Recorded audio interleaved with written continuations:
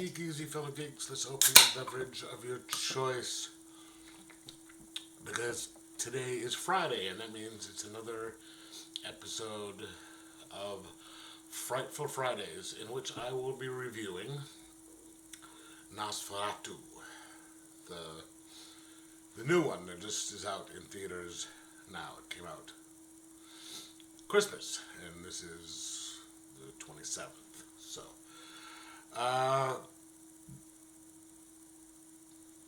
let me give you a brief history of Nosferatu first. In 1920, the early 1920s, I think, a movie came out called Nosferatu, which it was a silent film, with Matt Threck, and that's where you get the really ugly vampire with the two front things. And it is basically Bram Stoker's Dracula, a ripoff of Bram Stoker's Dracula. It's Dracula in everything but name only, with slight differences. So much so that Bram Stoker's widow sued the production company for it and won, and all the copies of the movie were supposed to have been destroyed, but unfortunately one of them, at least one, wasn't. And it became a classic. There was a remake in the 70s with Klaus Kinski, and then now there is this one with the maker of the director from The Witch and a couple of other movies. So I was really excited about going to see this movie because I'd heard some really good things. It's got the only two names of the people that the only two people that I knew were Willem Dafoe, who played the Van Helsing type character. It was basically Van Helsing, but not because it can't be. And Lily Rose Depp, and I'm assuming she's Johnny Depp's daughter, is the Mina Harker archetype.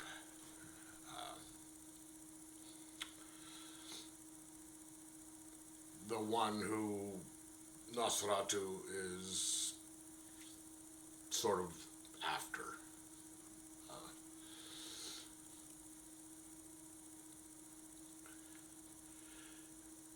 This movie was spectacularly well shot, just incredibly. Oh, and no, okay. So the Count Orlok, the Max Schreck, was done by Skarsgård, the Pennywise guy, who he did very, very well. This movie just looked so incredible. It was just beautifully shot, and it was very well acted. You have the Jonathan Harker archetype. I can't remember the character's name in this one, but you've got it starts out with him and his wife. In this one, they're already married.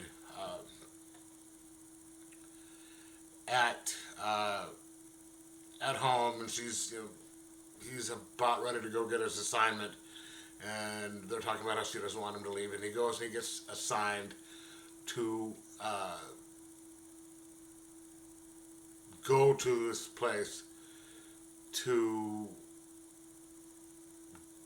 sign the leases for the property that the Orlok is going to buy, and why he had to go there instead of just the character coming there to sign the stuff because he was moving there anyway. Which in Dracula it never really explained, like, well, what, if he's gonna move there, why doesn't he just move there and sign the stuff when he gets there and then move in? And then you have him go to the castle, deal with the gypsies and move in through, the stuff. With this movie, we've all seen Dracula, so I don't, and this is close enough to the story that I don't think I really need to go into a description of, what happens, and all that. But one thing I liked about this is, aside from just how beautifully and moody and creepily it was shot, was Count Orlok in this one was no bullshit business. He was just pretty much downright rude. He's just like, yeah, shit, we're gonna do this stuff. No. And none of this, let's be courteous. Oh, and it's Germany that they're in, not England. But they're going from Germany to Romania in the 1800s. He's just like no bullshit. He's just boom, boom, boom. It's like, we're gonna do this, and the way the director shot it, you could see him, but you never really got a good look at him because it was all sort of out of focus, because they kept close-ups on the Harker character, and so it was really kind of, they just had this disconcerting visual where he was always just like out of focus, which was an intentional thing because you're meant to feel the unease that this character is going through, and it was rather uneasy. You're just like, there's this whole creepy sense of what's going on, and you're sort of going, what the hell is this guy want? And you question, why this castle is getting us all run down. Why is he doing that when they could get him a better place?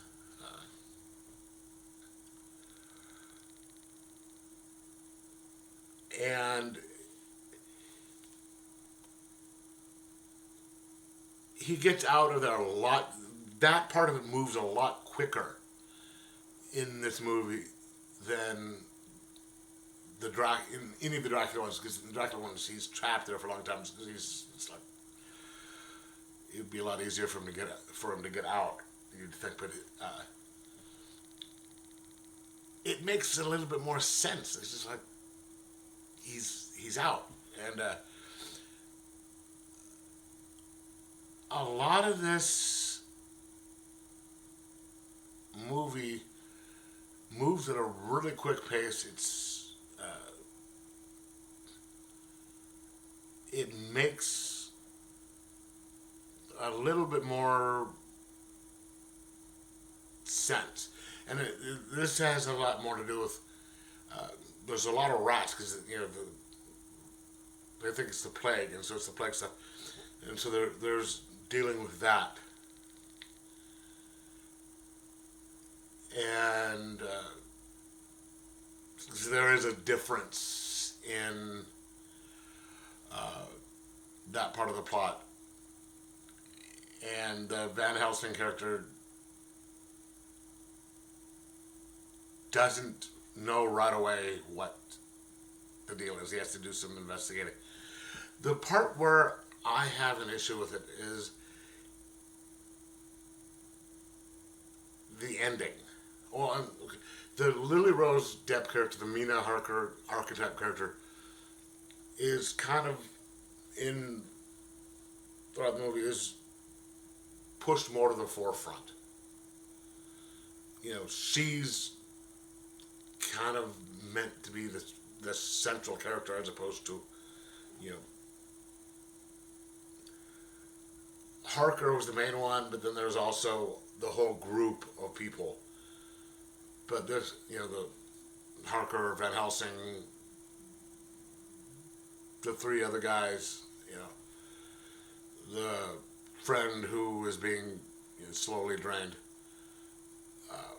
But this one is it's more about her, and they kind of pushed the, you know, the strong central woman thing, and her behavior was really kind of erratic, and part of that was due to the story. You know, there's a reason behind a good amount of it. But I just found her character a bit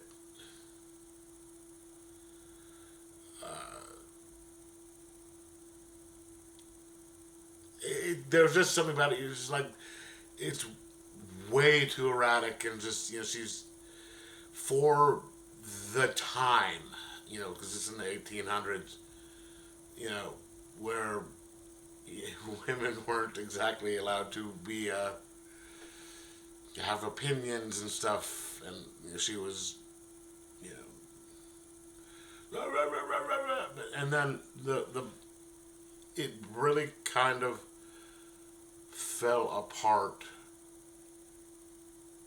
in the last part of the last act. If you've seen the original movie, you know, you have Orlok coming in and he's going after her, and I'm spoiler for the original movie from the 20s, not this one. They defeat Count Orlok by grabbing the curtain from the window at sunrise, pulling it off. The sun comes out, and that is how he's destroyed. It kills him. And this is where, from what I understand, the vampires being destroyed by sunlight came from. Because if you've read Dracula could go out during the daytime. He just wasn't as powerful. Sunlight didn't bother him. It just affected his powers. And he was more powerful at night because he was a creature of the night.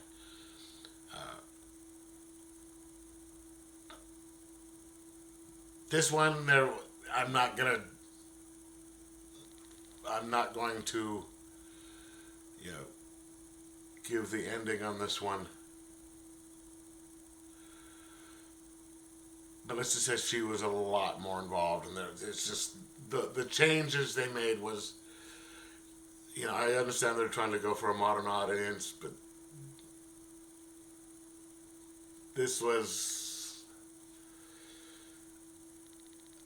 that was just a little too much for me, anyway.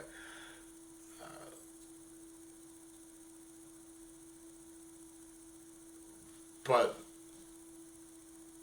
if you want to, you know, aesthetically, the movie just looked incredible. The performances by most everybody else, except for Lily Rose Depp, was incredible. The mood was just spectacular. I mean, in every aspect of the movie, it was great, except for Lily Rose Depp's. It may have just been the way the character was written, which is probably it. I wasn't kind of a fan of her character. I thought Lily Rose Depp's performance, and again, maybe it was just the way the character was written, was not good. And the ending was kind of a letdown, truth be told. But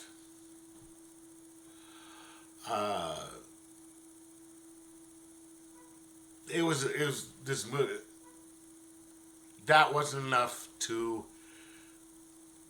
alter the incredible experience that movie was.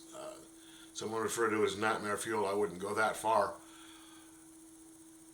but it was an incredible movie. I'm going to give it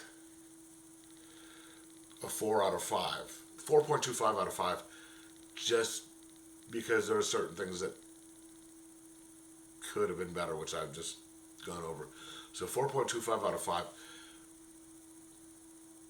Watch it just for the itchy. For how the creepy factor, especially at the beginning, the beautiful visuals, just the way everything was done, and enjoy the movie. It was incredible. So 4.25 out of 5. Watch it. You'll enjoy it. So anyway, let me know what you thought. Let me know if you agree or disagree with what I'm saying. And like, subscribe, possibly share, and enjoy your horror movies.